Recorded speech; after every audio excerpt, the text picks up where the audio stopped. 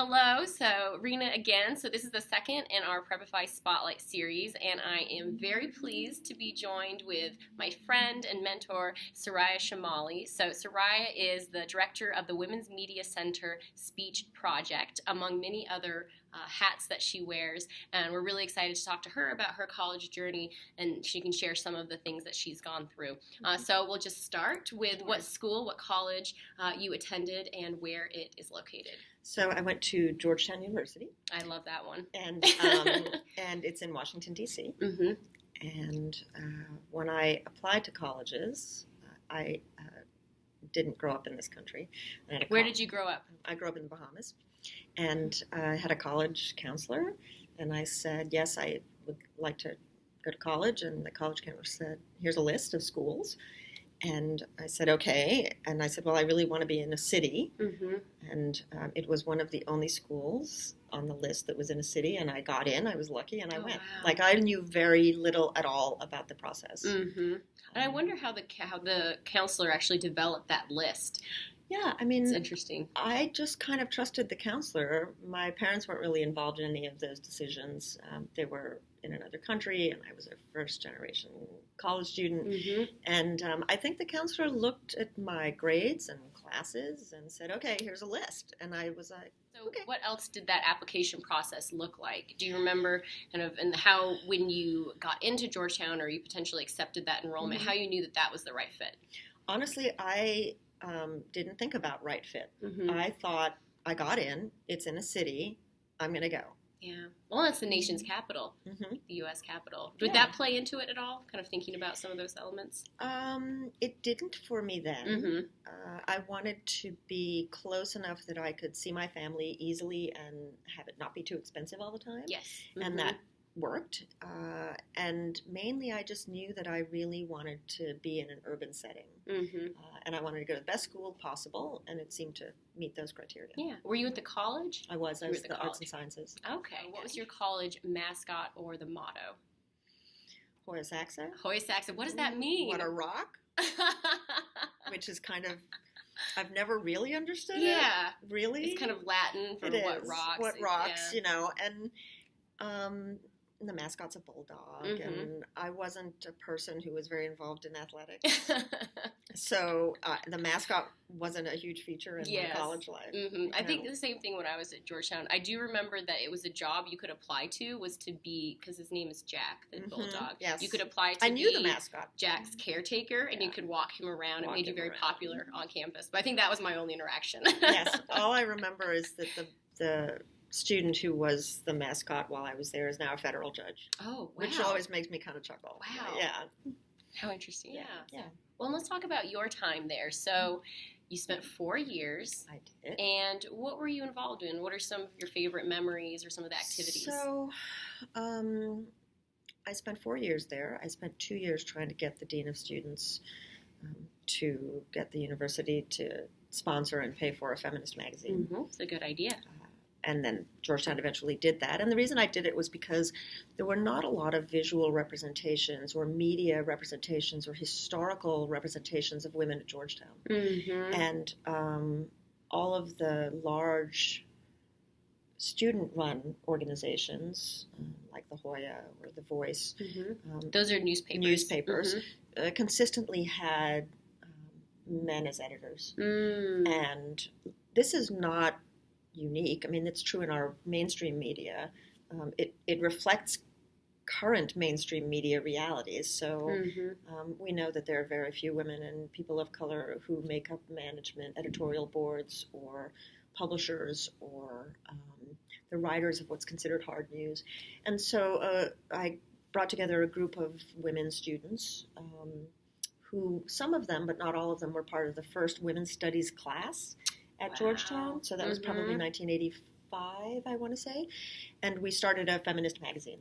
And the response to that was That's kind of excellent. funny because people really didn't know what that meant. Mm. And one person asked me if we would have centerfolds. Oh, goodness. Yeah, Jeez. it was pretty funny. And so Yeah. that magazine continued, I want to say, maybe 12 or 15 years after we graduated. Mm-hmm. It kind of evolved into other things, and and then moved online. And Yeah. That is a legacy to leave behind, though, to highlight that as something of import and to actually make that something that was part of the campus. Yeah, I mean, honestly, I think that's a big deal. I didn't know that it had that it continued to exist for so long after. And at the 25th anniversary of the Women's Media Center, I was invited back to speak, and the director didn't know my connection with that publication. Oh. But she brought it out to say, hey, we had this magazine here, and I burst out laughing. I was like, are you kidding? Yeah, That's so great. Looks familiar. I know. It was fun. Wow. I would love to actually see some of those old They have them in issues. binders. They have them at the Women's Center. Mm-hmm. And I don't know who would ever look at them, but they have them. Yeah. So I think that's excellent. The sad thing is, I did look through them, and unfortunately, you could write the same issues today. Oh. Yeah. And I think that's something that we learn is some of those, what was prescient then is still prescient now, and that there's still a lot of work to be done. Right. Mm-hmm. A little depressing, but yes. Yeah. So what was the most important thing that you learned in college? The most important thing. So I would say that in the classroom, I had a wonderful professor who, he basically said, if you are interested, and I was, and he was teaching these things, if you're interested in finding the stories of people not usually written about in history, you have to look at negative space, and you have to look at what isn't being said or what is being prohibited. And that was just a very insightful thing, because I think that's generally true in terms of analyzing information. The white space around things defines them, but tends to not, it's invisible. Yes. And so that kind of perspective and historical analysis I've always consistently found valuable. Mm-hmm. So the example that he gave me, I remember as a sophomore, was, if you're interested in, and I did a thesis on feminist heresies in Christian traditions, and he said, if consistently theologists are saying women shouldn't preach, it's because women were preaching, and otherwise it would be a bit otherwise why would you keep saying it, and he had a bottomless bag filled of examples like that. But you see that in the news all the time today, and you think, okay, well, whose stories aren't actually being told here, and why is it important to elevate those voices? I think that's a good reminder. Absolutely. So what has your college degree meant for you? So I got a degree in history and women's studies, and I think more than anything, it sounds sort of trite, but the degree that I got really taught me to think in an analytical way about broad issues and systemic issues, and to take a step back and look at the impact of history on our day-to-day lives, and not as something that's old and gone and dead, but really living and breathing every day. I just think it was a very rigorous, it was lessons in how to think with rigor. You've had a lot of different things that you've done professionally and many accomplishments. So could you talk to us a little bit about your professional career and then what you do now? Sure. So I took this work that I'd done at Georgetown, and I decided, well, I had no idea what I wanted to do. I wanted to live in France, so I moved to France and got a job in a magazine, translating and writing articles. And that's awesome. Yeah, it was very international. It was fun, and but then my visa ran out, and I had to come back. And so I was a writer for a few years, and I thought, I actually just cannot survive on this amount of money. So then I moved on to the business side of publishing, and that then turned into strategic planning with a technical, high sort of tech focus in data, what we call big data now. And so I spent 15 years as an executive in the data, tech, and media world. That's awesome. Yeah, it was super interesting. And then in the middle there, I had 3 children under the age of 3. And I knew going into having children that there was very little institutional support for being a working parent, particularly a working mother. So I quit and started a consulting company, which actually ended up being more lucrative financially.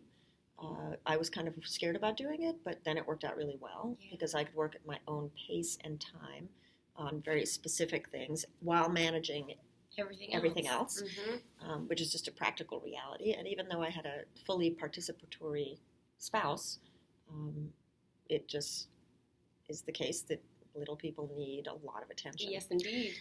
So this gave me the kind of flexibility that many women opt for. And until men are not penalized for the same goals, and until women aren't penalized for having children, that's just a pragmatic issue we need to deal with. And then when my eldest was coming close to puberty, I was really struck by how little had changed in terms of gender equality, and actually really struck by the idea that we were moving backwards and that this was actually fairly dangerous. And so I closed my consulting and started writing full-time about gender and feminism, and that quickly turned into activism for a whole variety of reasons. And so now what I do is run a project for the Women's Media Center that's about girls and women's civic and political participation and the relationship between gender, violence, technology, and free speech.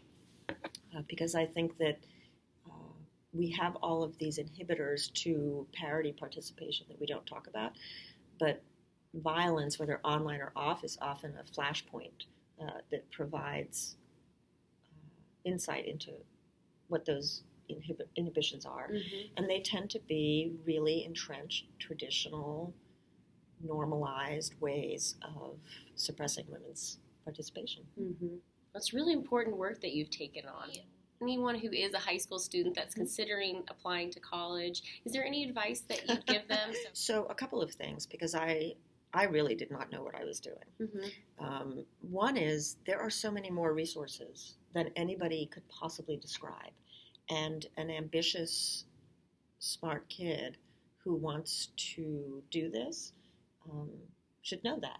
And even if they themselves can't find those resources, it's almost certain that there are organizations like yours that might be able to provide a bridge to those resources.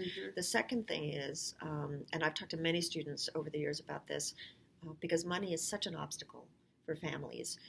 What has really surprised me over time is that there is money available. There is money available, but often families don't know that, and they don't know how to navigate these systems, and so that's the obstacle.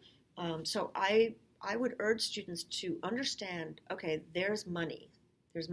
How do I access that? What do I need to know? How do I line all my ducks up in a row? Because I think it's it's hard, but it's not that the money's not there. The money's there. And schools often have it, but they're not communicating that to students. And so it doesn't... Particularly these students. They might not find out about it. And there are grants. I mean, my husband couldn't afford college, and the school provided grants for him. And that wasn't even loans, and he knew nothing about that when he got there. It just, he found out, It's incredible. It's incredible. And so I think there are lots of opportunities that go untapped, unexplored, because people just don't know. And there's almost certainly always that opportunity. Yes, I definitely agree. Yeah. Well, and for myself, it was my affiliation with the Georgetown Network that allowed me to get to know you. And so I think that the importance of the college degree, not just the academics, but the lessons that you've learned, which you've highlighted, and then some of those networks. Connections. Exactly. Right. And those go on long. I mean, now we've known each other 15 years, right? And so that's undeniable. And even things like there are formal and informal mentoring programs. And I think both of us have been able to benefit from those. Definitely. Georgetown has a formal networking program called the WAGE program. And actually there are many of them. That's just one. But those are really important, really important, post-school. That's great. Yeah. Well, really love everything that you're working on. I think you're an incredible advocate and voice for so many. So I really appreciate the work that you do. And thank you for sharing your college journey and some of those highlights. And folks will be excited to hear about this. So thank you so much. Oh, thank you. And I think this is wonderful. And Prepify is doing important work.